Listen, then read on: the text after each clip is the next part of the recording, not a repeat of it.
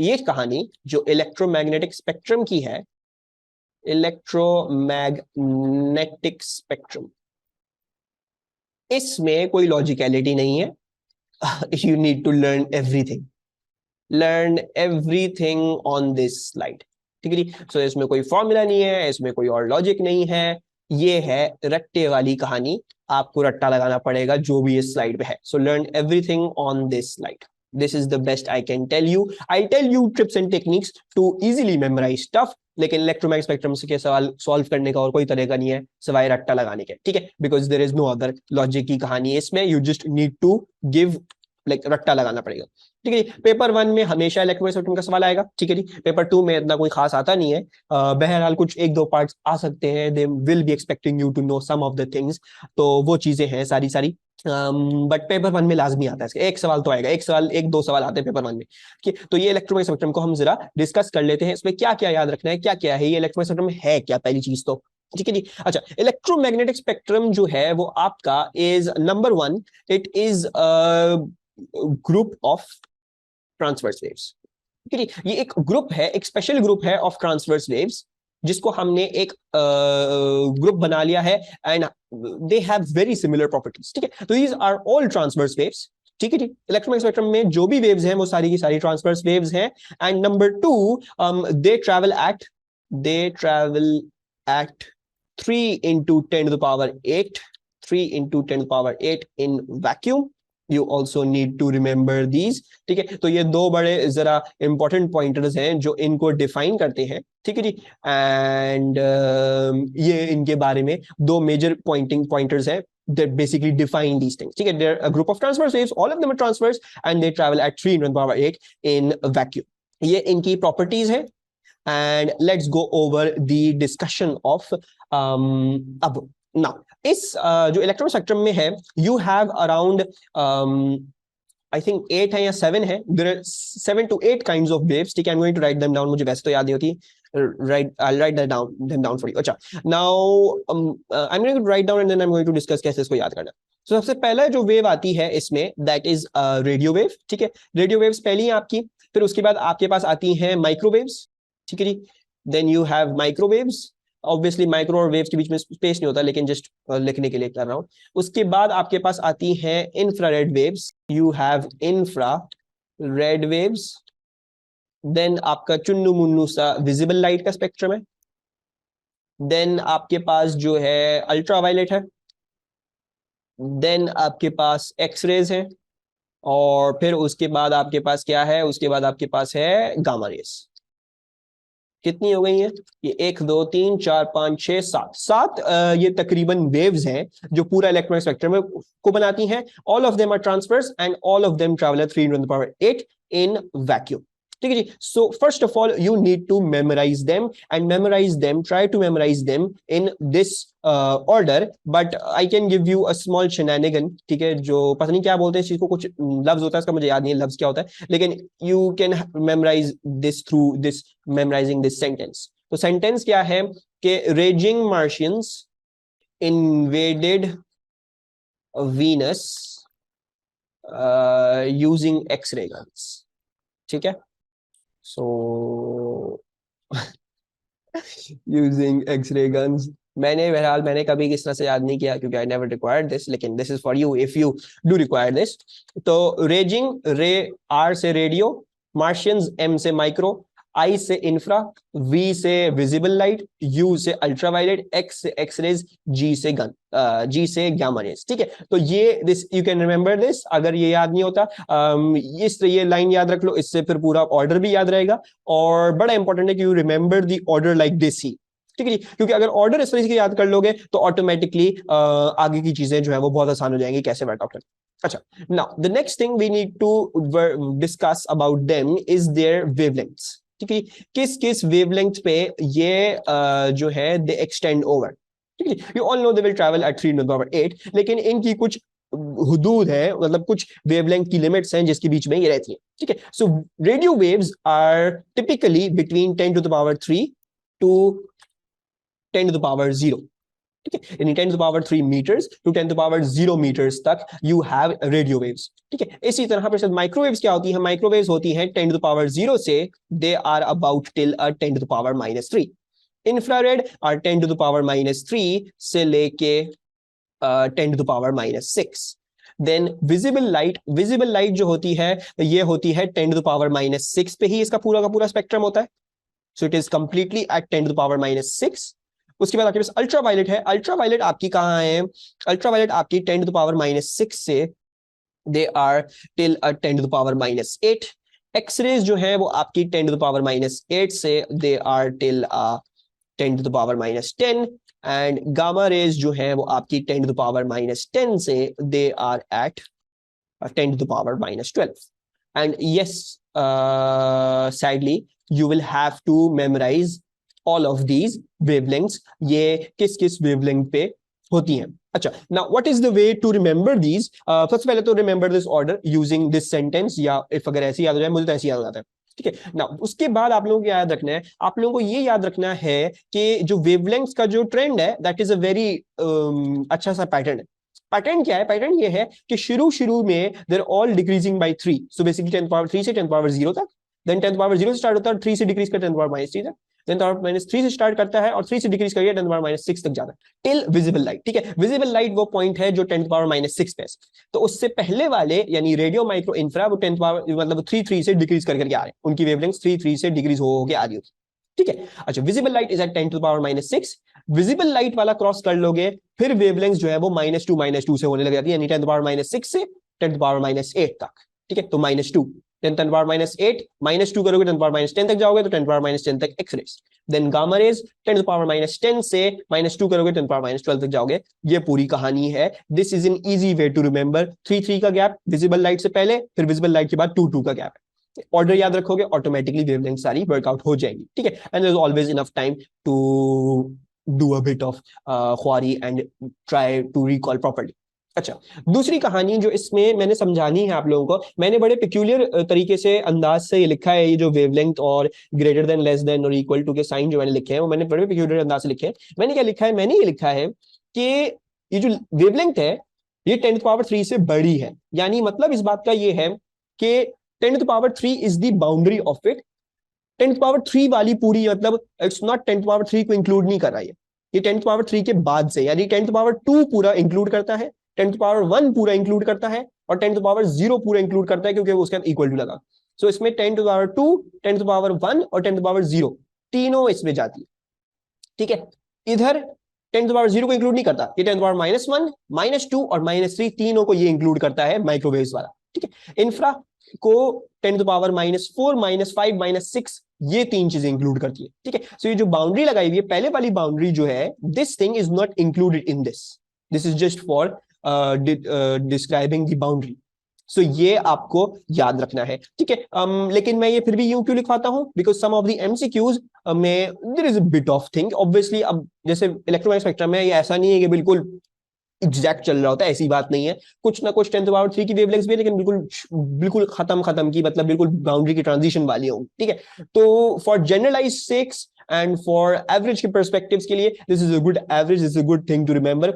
ये इस तरह से याद रखोगे, अक्सर पेशतर एमसीक्यूज जो है वो आप लोग आराम से ठीक तरीके से कर लोगे and there will be nothing else to मतलब वरी अबाउट। ठीक है, अच्छा, वेवलेंथ जब आपको पता चल गई है, so I am pretty sure ये तो काफी सबके लिए आसान होगा कि you can also work out their average lambdas. ठीक है, you can work out their average wavelength. Average अगर निकालना हो किसी भी चीज का तो between these two you just need to give any value. ठीक है, मतलब मोस्ट एक्सपेक्टेड कहां है कि ये लैम्डा होगा 10 पावर 3 और 10 पावर 0 के बीच में, you can give 10 to the power 2 और you can give 10 to the power 1।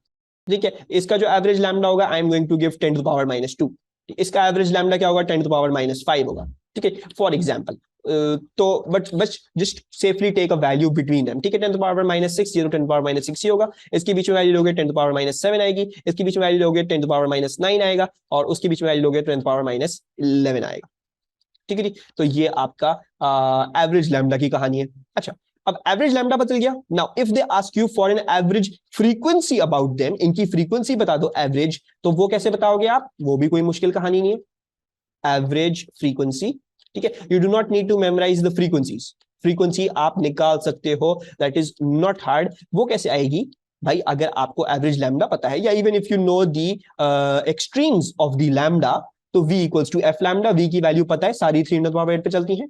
v को लैम्डा से डिवाइड कर दोगे तो फ्रीक्वेंसी खुद ब खुद आ जाएगी। तो you do not need to memorise the frequency, you just need to divide the velocity by the wavelengths, खत्म कहानी, उससे फ्रीक्वेंसी निकाल लो। So average frequency you just going to use 3 × 10⁸ divided by lambda, ठीक है जी, और इधर भी 3 × 10⁸ divided by lambda, and similarly like that, just keep going on like this. So 3 × 10⁸ I'm just going to write this down. The next thing is that you also need to memorize some of their uses, ठीक है, कौन सी चीज कहाँ पे use होती है, and this is finally a thing जहाँ पे मैं आप सब लोगों को engage कर सकता हूँ। So let's have a discussion on कौन सी वेव आपने कहाँ इस्तेमाल होते हुए देखी है असल में अपनी रियल लाइफ में, ठीक है। So let's go over that. Uses, radio waves कहाँ इस्तेमाल होती हैं, एनी आइडिया? हम रेडियो वेव्स कहाँ इस्तेमाल करते हैं? मोबाइल नहीं, मोबाइल में दूसरी काइंड ऑफ वेव इस्तेमाल होती है। टेलीविजन नहीं अब्दुल्ला, टेलीविजन में नहीं होती रेडियो वेव्स मेरा बच्चा, you use them in radios, ठीक है। So these are like for example FM radios या AM radios, ठीक है। I'm just going to write FM radio, बाकी साइड डेप्रिकेट हो चुके हैं। FM radio for example में रेडियो वेव इस्तेमाल होती है। अच्छा, माइक्रोवेव्स कहाँ इस्तेमाल होती होंगी, any idea? Heating up food, radio waves are used to broadcast TVs, अच्छा एक second, microwaves heating up food, yes Alma, very good। microwaves का मैं लिखूंगा microwaves they're literally used in microwave ovens, they are used to heat up food microwave ovens में। अच्छा Abdullah, as per my knowledge and as per my जो investigation all, यहाँ पे होते हैं आपके सारे नेटवर्क सिग्नल्स, ठीक है। इस they're using this mostly इस स्पेक्ट्रम में, यानी माइक्रोवेव्स के स्पेक्ट्रम में है। मोबाइल के सिग्नल्स और टीवी की जो एंटेना के सिग्नल्स आ रहे होते हैं वो अक्सर बेशतर माइक्रोवेव्स में होते हैं, ठीक है, नॉट इन रेडियो वेव्स। हाँ हो सकता है कुछ रेडियो वेव्स में ही घुसते हो, और ऐसा क्यों होगा, क्योंकि there is like pretty close, तो हो सकता है, बट जहां तक मेरी नॉलेज है, जितना मैंने पढ़ा है, जितना मैंने रिसर्च करी है, तो all of those things are mostly regarded in microwaves, ठीक है। अच्छा, infrared waves, where do we use infrared waves? infrared cameras, nice। पहली दफा ये सुन रहा हूँ, वरना किसी को कभी कुछ आता नहीं था। आज से 2 बैच पहले पढ़ाए हुए, लेकिन कभी भी मुझे इसका आंसर नहीं मिला। infrared cameras, that's very nice, I like that। infrared cameras, इसके अलावा जो आपके टीवी के रिमोट्स होते हैं, ठीक है, I want you guys to try this at home। TV का रिमोट उठाइएगा, और अभी नहीं, ठीक है, क्लास एंड हो जाए तो तब कर लेना, एंड गेट योर मोबाइल का कैमरा, ठीक है, एंड टीवी का रिमोट अपने मोबाइल के कैमरा की तरफ पॉइंट करते हुए and then hit a button on that TV का रिमोट, ठीक है, कोई भी बटन दबाना तो you will see a purple light in, वो आगे एक एलईडी सी लगी होती है, उसमें पर्पल लाइट नजर आना शुरू हो जाएगी, दैट इज बेसिकली इंफ्रारेड। तो आपका जो टीवी और आपके रिमोट के बीच में जो कम्युनिकेशन है, that is basically infrared signals, ठीक है। So TV remotes also use infrared waves. Remote controlled cars में रेडियो वाली चीज, you normally don't, you are not using infrared to communicate with them, ठीक है, वो उसमें वो रेडियो वाली कम्युनिकेशन, यानी यू यूजिंग आरसी, ठीक है, देयर इज लाइक उसमें RC is like radio controlled with that's for radio, ठीक है। You can also say remote control over here, ठीक है, आई एम गोइंग टू से remote control over here, so let's say RC cars over here. Actually फिर क्या है visible light, इसके बारे में तो यूज क्या लिखे हम, this is something we use to see. Ultraviolet कहाँ इस्तेमाल होती है? फोटोज में, I am not sure about that, ठीक है, I will go with something that is much more profound and I will say disinfection. Microorganisms और बाकी सारी चीजें can be killed using ultraviolet rays. Why is that? Because ultraviolet can penetrate into their nuclei and disrupt their जो उनका जो DNA वगैरह है उसको तबाह कर सकते हैं, ठीक है। सोलर पैनल्स नहीं हो सकते, नहीं Abdullah, solar panels use visible light, they do not use जो है वो अल्ट्रावायलेट, ठीक है। अच्छा Alma, that's not ultraviolet, that's ultrasound, ठीक है, वो साउंड में अल्ट्रा है, ये अल्ट्रावायलेट ये इलेक्ट्रोमैग्नेटिक स्पेक्ट्रम का है, ठीक है। तो क्लीन ज्वेलरी, दैट्स अल्ट्रासाउंड। अच्छा, एंड अब्दुल्ला, जो सोलर पैनल्स हैं, दे यूज लाइट एनर्जी, दे यूज विजिबल लाइट, ठीक है। Ultraviolet, most of the ultraviolet is being blocked by your ozone layer, तो हमारे अर्थ में अच्छी खासी अल्ट्रावायलेट नहीं आती है, तो अगर सोलर पैनल्स वो इस्तेमाल करें तो सोलर पैनल्स कोई भी एनर्जी प्रोड्यूस नहीं कर पाते, ठीक है। सो सोलर पैनल्स एक चीज होती है, और चीज होती है सोलर ओवंस, जो हीट एनर्जी इस्तेमाल कर होते हैं। Heat energy is also basically heat energy propagates through infrared waves, heat is basically through infrared, heat energy propagate करती है वो इंफ्रारेड के थ्रू प्रोपोगेट करती है, ठीक है। सो एक कहानी ये भी आप लोगों को पता चल गई है। X-rays are definitely used in obviously X-rays, use them in X-ray scans, let's write that down. अच्छा, और gamma rays, any idea where we use gamma rays? Medical imaging में, what kind of medical imaging? Medical imaging, yeah, you do use it in medical imaging. That is known as, क्या था उसका नाम? उसका नाम था, I don't remember, रेडियो के course में है ये चीज, पढ़ानी है।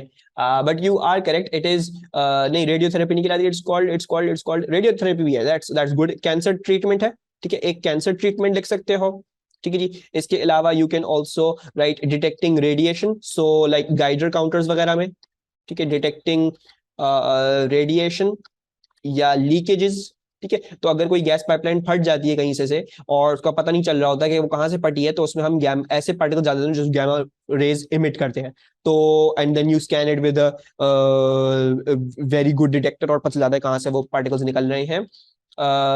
कीमोथेरेपी इज कैंसर ट्रीटमेंट, वो वही चीज है जो तुमने बोला है, that is PET scan, that is a PET scan में भी गामा रेज इस्तेमाल होती हैं, सो दैट इज दैट, ठीक है। पेट स्कैन जो तुमने मेडिकल इमेजिंग बोली थी, दैट वाज पेट स्कैन, ठीक है। पेट स्कैन में गामा फोटोन होते हैं, डिटेक्टिंग रेडिएशन लीकेजेस वो इस्तेमाल होते हैं, और cancer treatment. Now whatever is on this slide you will have to memorize it, वरना there is absolutely no way you can do any question regarding electromagnetic spectrum, ठीक है। तो ये याद करना पड़ेगा, yes, ये पूरी क्वारी आपको करनी पड़ेगी, that is something sad that you will have to do for getting a good grade in physics, ठीक है।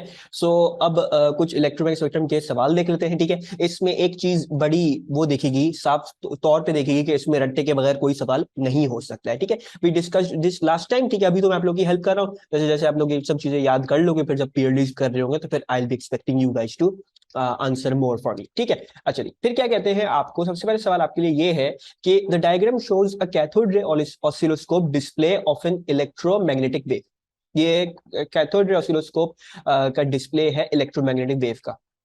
The time based setting is 0.20 microseconds पर सेंटीमीटर, ठीक है जी। 0.2 माइक्रोसेकेंड्स पर सेंटीमीटर है, यानी basically this is 0.2 into 10 to the power -6 seconds per centimeter। अच्छा, now which statement is correct? Frequency बताई हुई है सबके, तो सबसे पहले तो हम एक काम कर लेते हैं, हम फ्रीक्वेंसी निकाल लेते हैं, ठीक है जी। सो फ्रीक्वेंसी के साथ ये फ्रीक्वेंसी आती है थ्रू 1 अपॉन टाइम पीरियड। अच्छा, 1 सेंटीमीटर ये दिख रहा है, तो ऑब्वियसली ये भी 1 सेंटीमीटर होगा। तो एक पूरा टाइम पीरियड क्या हो गया? एक पूरा टाइम पीरियड जो है वो 2 सेंटीमीटर में मुश्तमिल है, तो यानी आपका जो टाइम पीरियड है वो अगर 2 सेंटीमीटर है तो 0.2 को 2 से मल्टीप्लाई करना पड़ेगा। So it's basically 0.2 into 2 will be 0.4 into 10 to the power -6. So what's the frequency coming out to be? I'm pretty sure it works out to be 2.5 megahertz. जहां तक मुझे याद है, ये सवाल बार बार करके I think 2.5 megahertz, 2.5 megahertz. Thank you. So 2.5 megahertz. अच्छा, अब फ्रीक्वेंसी आ गई है, तो सबसे पहले तो ये दोनों आंसर तो गलत हो गए, ठीक है। इन दोनों के बारे में सोचना भी नहीं है। अब ये दोनों चेक करने हैं। अच्छा जी, क्या बोल रहे हैं, रेडियो वेव रीजन में है या माइक्रोवेव रीजन में है? तो हमने लैम्डास याद करे में, तो ऐसे कर लेते हैं, हम इसका लैम्डा निकाल लेते हैं। लैम्डा कैसे निकलेगा? V equals to F lambda. अच्छा जी, V क्या है? V for any electromagnetic spectrum की वेव के लिए 3 × 10⁸ होगा। फ्रीक्वेंसी हमें पता है 2.5 into 10 to the power 6 है, ठीक है जी। And let's work out the lambda. So lambda A1, lambda क्या आ रहा है A1 ये तो बताओ। लैम्डा की कोई वैल्यू देगा, and A1 has given us the answer for that। अच्छा जी, 12 मीटर आ रहा है। 120, अच्छा 120 मीटर आ रहा है, ओके जी। सो 120 के इस रेंज में पड़ेगा, 120 इस रेंज में पड़ेगा कि 10 to the power 3 से लेके 10 to the power 0 तक जो आपकी रेंज थी, यानी 1000 से लेके 1 मीटर तक की जो रेंज थी आपकी, वो किस चीज की थी? वो थी आपकी रेडियो की। तो 1000 और 1 के बीच में जो है ये पड़ रहा है, so therefore this must be a sorry, हाँ मैं ऐसा ही बोल रहा हूँ, this should be in the radio region. तो A1 ने कंफ्यूज करिए, दिस इज ए, ठीक है, this should B A.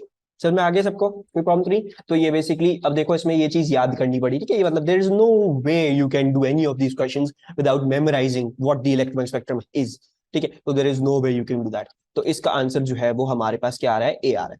Okay, फिर आ जाते हैं हम इस पे, what are the names of the electromagnetic spectrum, electromagnetic waves that have wavelengths in a vacuum of 100 picometre and 100 micrometre. अच्छा, 100 पिकोमीटर कितने हो गए, 100 पिकोमीटर हो गए हैं 100 इंटू 10⁻⁻12, और ये हो जाएगा बेसिकली 1 इंटू 10⁻⁻10, ठीक है जी। और 100 माइक्रोमीटर कितने हो जाएंगे, 100 माइक्रोमीटर हो जाएंगे 1 इंटू 10⁻⁻4, ठीक है जी। अच्छा, now we need to choose कि इसमें से अब आंसर कौन सा होगा। ओके, नाउ 1 इंटू 10⁻⁻10 किसका था, I am going to go back to the slide ताकि हम देख सके। 1 इंटू 10⁻⁻10 किसका था।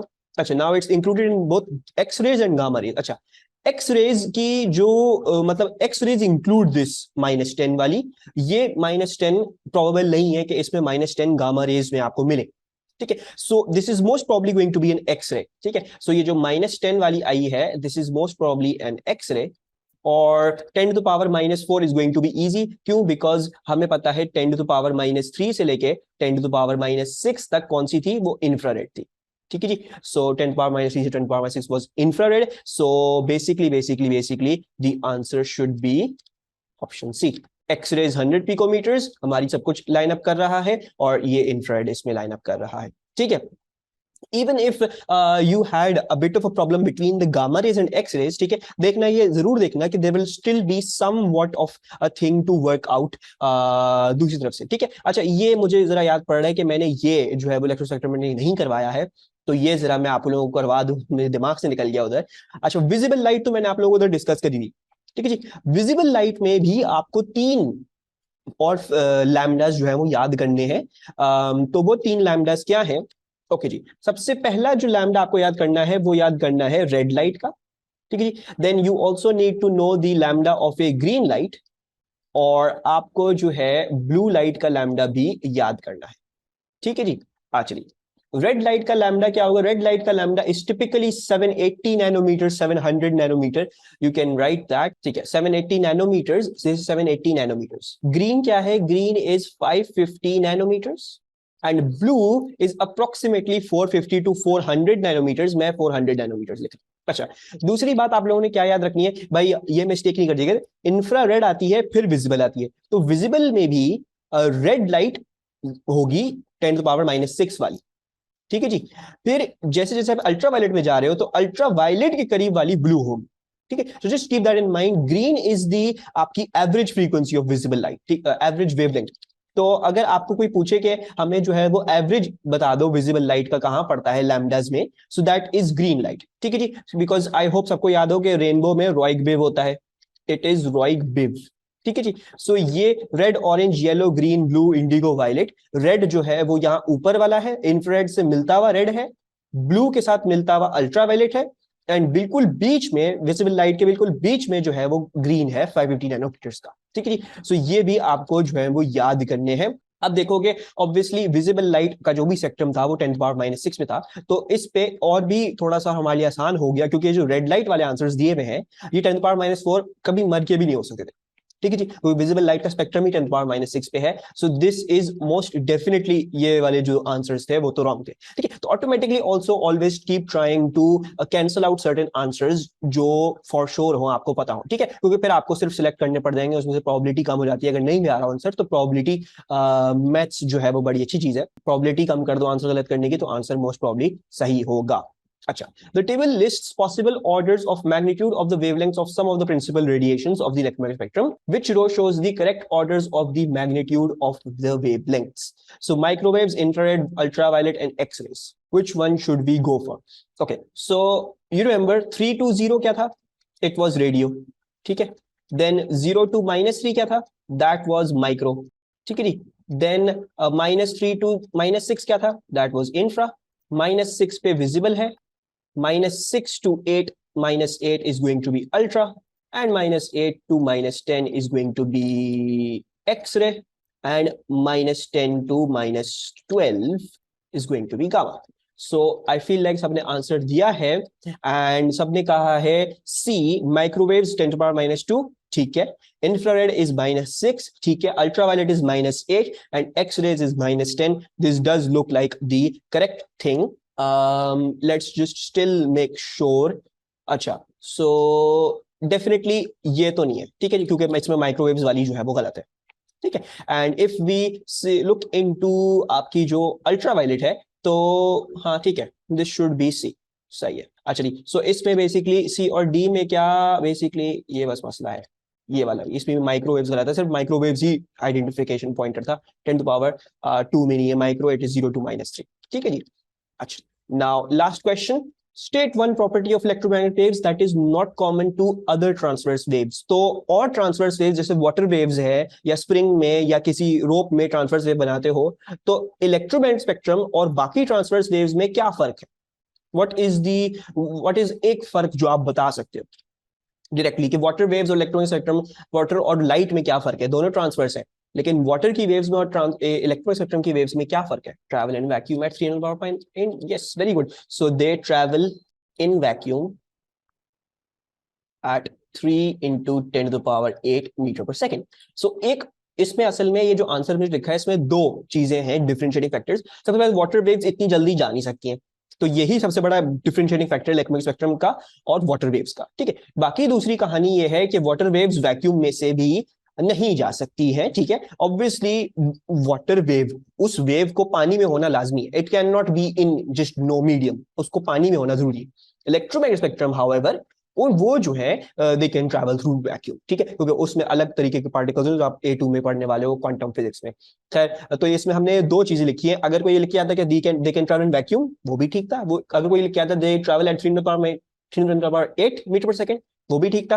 दोनों लिख दिए, वो भी ठीक है, एक मार्क आपको फॉर श्योर फॉर गारंटी यहाँ पे मिल जाए। The 7 regions of the electromagnetic spectrum are represented by blocks labelled A to G in figure 5.1। Wavelength decreasing है इस तरीके से, और ये आपका विजिबल रीजन है। A typical wavelength for the visible region D is 500 nanometre, जो मैंने आपको ग्रीन लिखवाई थी, ग्रीन की 550 नैनोमीटर, उसके बहुत करीबन भी है, ठीक है जी।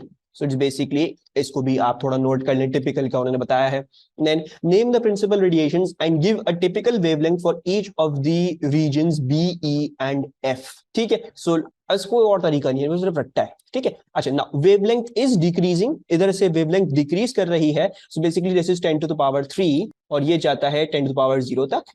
देन दिस मस्ट बी 10⁻0 से 10⁻⁻3, then 10⁻³ से 10⁻⁻6, then this is 10⁻⁻6 और 10⁻⁻6 से 10⁻⁻8, 10⁻⁻8 से 10⁻⁻10 और 10⁻⁻10 से लेके 10⁻⁻12, ठीक है जी। सो B, E और F, now looking at the wavelengths, B क्या है, E क्या है, F क्या है?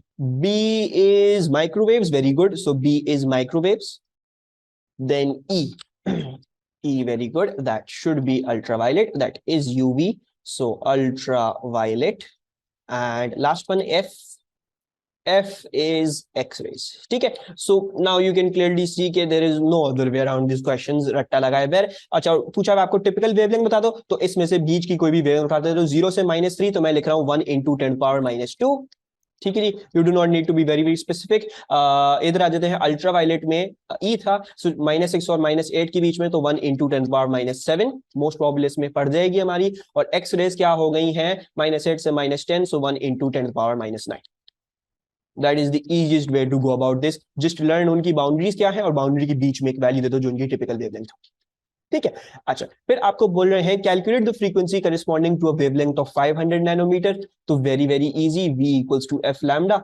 बहुत ही मतलब अगर सही से रट्टा लगाया हुआ हो तो इसमें कुछ भी ऐसी चीज नहीं है मुश्किल, लेकिन अगर लाइक याद नहीं हो तो फिर यही सबसे मुश्किल चीज है, इसमें मार्क्स चल जाते, ठीक है। सो इधर जो है वो frequency, I am just writing this down, ठीक है। मुझे लग रहा है काफी क्लियर हो गई ये चीजें, so we are not going to waste any more time on this, ठीक है। 1 सिग्निफिकेंट था तो मैं इसको 1 सिग्निफिकेंट में से 6.0 नहीं लिख रहा, मैं इसको 6 × 10⁻⁻14 ही लिख रहा हूँ बस, ठीक है। सो मेक श्योर यहाँ पे 2 मार्क्स दिए हुए हैं सिर्फ फ्रीक्वेंसी बताने के लिए, जो काफी ज्यादा है, तो मेक श्योर कीजिएगा आप आंसर भी सही तरह से लेके आओ, ठीक है। एनी प्रॉब्लम्स, क्लियर हो गया इलेक्ट्रोमैग्नेटिक स्पेक्ट्रम? आगे चले।